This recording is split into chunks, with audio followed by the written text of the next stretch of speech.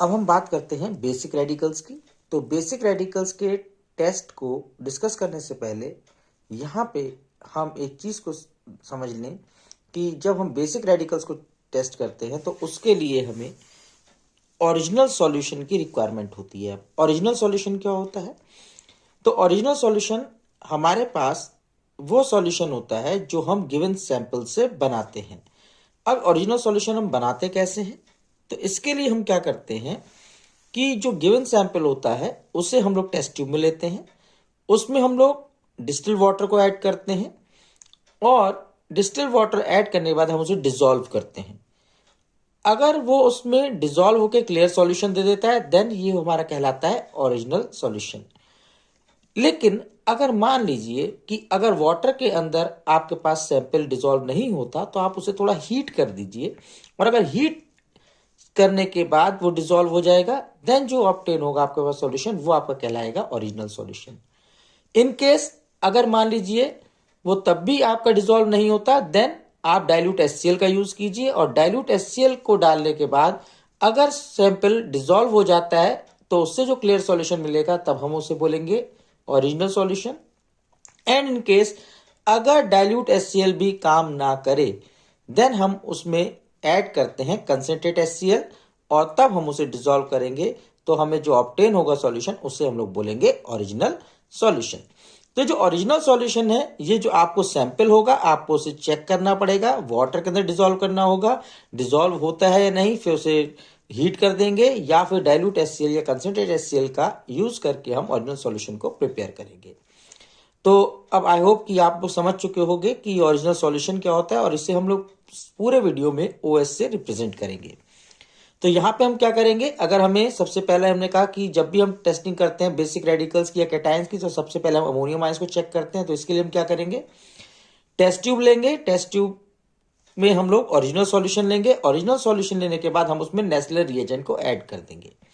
तो अगर Nessler reagent को ऐड करने पे अगर हमें ब्राउन कलर का प्रेसिपिटेट ऑब्टेन हो जाएगा तो इसे हम लोग बोलते हैं कि यहाँ पे NH4+ आयन कंफर्म हो जाएंगे और जो ब्राउन प्रेसिपिटेट होता है ये हमारे पास कहलाता है मिलॉन्स बेस और इसमें हमारे पास ये जो होता है ये इस नेस्लर रिएजेंट की वजह से ही हमें ऑब्टेन होता है। अब हम बात करते हैं अपने नेक्स्ट ग्रुप की। तो अब हम पास जब हम बेसिक रेडिकल्स को चेक करते हैं तो जीरो ग्रुप के बाद हमारे पास आता है फर्स्ट ग्रुप, क्योंकि हमने कहा था अमोनियम आयन जीरो ग्रुप में आते हैं तो सबसे पहले हम लोग जीरो ग्रुप को चेक करते हैं। नाउ अब हम मूव करते हैं फर्स्ट ग्रुप पे। फर्स्ट ग्रुप के लिए भी हम क्या करते हैं, ओरिजिनल सॉल्यूशन लेते हैं। ओरिजिनल सॉल्यूशन में हम लोग डाइल्यूट HCl को ऐड करते हैं। डाइल्यूट HCl को ऐड करने पे अगर हमें व्हाइट प्रेसिपिटेट ऑब्टेन हो जाएगा तो इसका मतलब जो फर्स्ट ग्रुप में हमारे पास Pb+2 था वो प्रेजेंट है।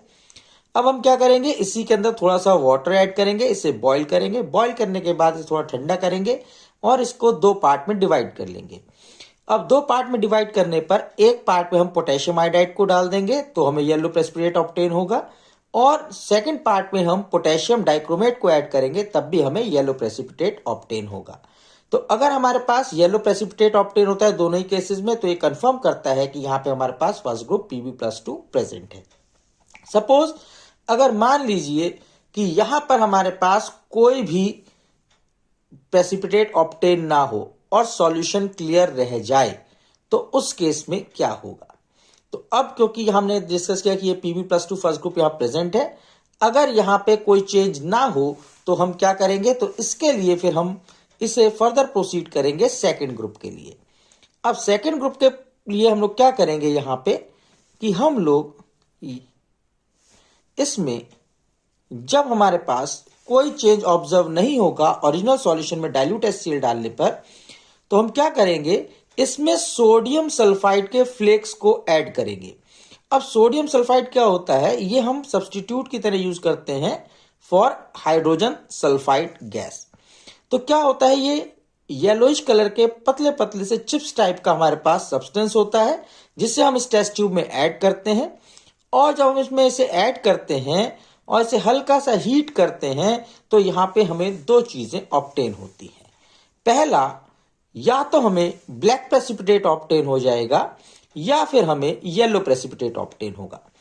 अगर यहाँ पे ब्लैक प्रेसिपिटेट ऑब्टेन होगा तो इसका मतलब कि यहाँ पे Pb+2 प्रेजेंट है। हमने डिस्कस किया था आपसे कि जो Pb+2 है ये फर्स्ट ग्रुप में भी आता है एंड सेकंड ग्रुप में भी आता है। क्यों आता है? क्योंकि फर्स्ट ग्रुप में जो हमारे पास लेड है वो कंप्लीटली PbCl2 के फॉर्म में प्रेसिपिटेट आउट नहीं होता, उसका कुछ पार्ट नेक्स्ट ग्रुप में पहुंच जाता है जो वहां पे सेकंड ग्रुप में जाके एज ए लेड सल्फाइड के फॉर्म में प्रेसिपिटेट आउट होता है। तो इन केस अगर यहाँ ब्लैक प्रेसिपिटेट मिलता है तो आप क्या करेंगे, इसमें थोड़ा सा कंसंट्रेट नाइट्रिक एसिड डालिएगा, हीट करिएगा। हीट करने पे अगर यहाँ पे क्लियर सॉल्यूशन मिल जाता है तो इस क्लियर सॉल्यूशन में आप 2 से 3 ड्रॉप इथेनॉल ऐड कीजिएगा एंड H2SO4 ऐड कीजिएगा। अगर ऐसा करने पर आपको यहाँ पर व्हाइट प्रेसिपिटेट ऑब्टेन हो जाएगा तो यहाँ पे ये कंफर्म करेगा कि लेड प्रेजेंट है। और मान लीजिए कि यहां पे जब आपने सोडियम सल्फाइड के फ्लेक्स को ऐड किया था, यहां पर अगर येलो प्रेसिपिटेट आपको ऑब्टेन होता है तो उस कंडीशन में यह शो करता है कि यहां पे आपके पास आर्सेनिक As+3 प्रेजेंट है। इसे भी फर्दर चेक करने के लिए आप क्या करेंगे, इसी टेस्ट ट्यूब में आप अमोनियम सल्फाइड को ऐड कीजिए और इसे जैसे ही हम वार्म करेंगे तो यहाँ पे जो ये येलो कलर का जो प्रेसिपिटेट हमें ऑब्टेन हुआ था ये डिसॉल्व हो जाएगा और इससे क्लियर हम हो जाएगा कि यहाँ पे हमारे पास आर्सेनिक As+3 प्रेजेंट है। अब ये हमारे पास हम डिस्कस किया zero group, first group, second group. अब हम फर्दर प्रोसीड करते हैं थर्ड ग्रुप पे। तो थर्ड ग्रुप में हमारे पास हमने कहा कि 2 कैटायंस आते हैं, एक Al+3 दूसरा Fe+3। Fe+3 आपको कभी भी नहीं दिया जाएगा, आपको थर्ड ग्रुप में हमेशा Al+3 ही दिया जाएगा। तो अब इसे कैसे चेक करेंगे, तो इसको चेक करने के लिए हम क्या करते हैं, एक ड्राई टेस्ट ट्यूब लेते हैं, उसके अंदर हम ओरिजिनल सॉल्यूशन ले लेंगे। ओरिजिनल सॉल्यूशन लेने के बाद हम उसमें अमोनियम हाइड्रोक्साइड को ऐड करेंगे। अमोनियम हाइड्रोक्साइड को ऐड करने के बाद हम 2 to 3 drops blue litmus solution इसमें ऐड करेंगे और फिर उसमें एक्सेस में अमोनियम हाइड्रोक्साइड को ऐड कर देंगे। ऐसा करने पे क्या होगा कि हमारे पास टेस्ट ट्यूब में आपको व्हाइट कलर के या फिर कलरलेस सॉल्यूशन के ऊपर ब्लूइश प्रेसिपिटेट फ्लोट करता हुआ दिखाई देगा। अगर ऐसा होता हुआ दिखाई देता है तो यहां पर Al+3 कंफर्म होता है और इस टेस्ट को हम लोग बोलते हैं लेक वाटर टेस्ट या फिर हम इसे बोलते हैं एल्यूमिनियम का लेक टेस्ट। तो ये टेस्ट हमें कंफर्म करता है Al+3 की प्रेजेंस को। थर्ड ग्रुप के बाद हम लोग चलते हैं फोर्थ ग्रुप में और फोर्थ ग्रुप में हमारे पास जो दिया जाता है सैंपल में होता है Zn+2। तो Zn+2 की प्रेजेंस को हम कैसे कंफर्म करेंगे, तो इसके लिए हम लोग क्या करेंगे, एक टेस्ट ट्यूब में ओरिजिनल सॉल्यूशन लेंगे, उसमें अमोनियम हाइड्रोक्साइड को ऐड करेंगे। तो अमोनियम हाइड्रोक्साइड को ऐड करने पर अगर हमें यहाँ डर्टी व्हाइट कलर का प्रेसिपिटेट ऑब्टेन होगा तो ये शो करता है कि यहाँ पे Zn+2 प्रेजेंट है। अब कंफर्म करने के लिए हम क्या करते हैं, इस टेस्ट ट्यूब में हम पोटेशियम फेरोसाइनाइड को ऐड करते हैं या पोटेशियम फेरोसाइनाइड का सॉल्यूशन यहाँ पे ऐड करते हैं। पोटेशियम फेरोसाइनाइड का सॉल्यूशन को ऐड करने पर अगर यहाँ पे हमें येलोइश व्हाइट प्रेसिपिटेट ऑब्टेन हो जाता है तो यहाँ पे ये कंफर्म करता है कि Zn+2 प्रेजेंट है। तो यहाँ पे इस येलोइश व्हाइट प्रेसिपिटेट के फॉर्मेशन से Zn+2 कंफर्मेशन हो जाता है और फोर्थ ग्रुप में हमें Zn+2 ही दिया जाता है। अब हम प्रोसीड करते हैं फिफ्थ ग्रुप में। जब हम फिफ्थ ग्रुप में प्रोसीड करते हैं तो फिफ्थ ग्रुप में हमारे पास हमें 3 कैटायंस दिए जाते हैं, बेरियम, स्ट्रांशियम एंड कैल्शियम। तो कैसे इन्हें चेक करते हैं, तो इसके लिए सबसे पहले हम ओरिजिनल सॉल्यूशन लेते हैं। ओरिजिनल सॉल्यूशन में अगर हम पोटेशियम आयोडाइड को ऐड करें और पोटेशियम आयोडाइड को ऐड करने पे कोई चेंज ना हो सॉल्यूशन में तो ये शो करता है कि यहाँ पे बेरियम Ba+2 आयन प्रेजेंट है। ऐसे ही अगर हम ओरिजिनल सॉल्यूशन में अमोनियम सल्फेट को ऐड करें और अमोनियम सल्फेट को ऐड करने पर अगर हमें व्हाइट प्रेसिपिटेट मिले तो हम इसे बोलते हैं कि यहाँ Sr+2 प्रेजेंट होगा। और अगर हमारे पास यहाँ पर अगर ओरिजिनल सॉल्यूशन के अंदर हम लोग अमोनियम ऑक्सलेट को ऐड कर दें और तब हमें व्हाइट प्रेसिपिटेट ऑब्टेन हो तो यहाँ पे हमें शो करता है कि यहाँ Ca+2 आयंस प्रेजेंट होंगे। अब जो ये फिफ्थ ग्रुप है, फिफ्थ ग्रुप में क्योंकि हमारे पास 3 ही कैटायंस बच जाते हैं, Ba+2, Sr+2 एंड Ca+2। तो ओरिजिनल सॉल्यूशन में हम लोग क्या करते हैं, बारी बारी से potassium iodide, ammonium sulphate and ammonium oxalate को ऐड करके देख लेते हैं। तो जिसके साथ भी हमें कोई प्रेसिपिटेट ऑब्टेन होगा तो वही हमारे पास कैटायन उस गिवन सैंपल में प्रेजेंट होगा ये हम आइडेंटिफाई कर लेते हैं।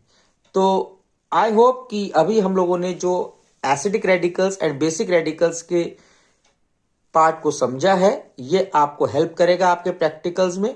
और ये सिंपलर मेथड्स हैं जिससे आप इजीली, अगर कुछ बार आप इस वीडियो को देखोगे तो अवेयर हो जाओगे कि किस तरीके से हम लोग in acidic and basic radicals को प्रैक्टिकल्स में आइडेंटिफाई कर सकते हैं।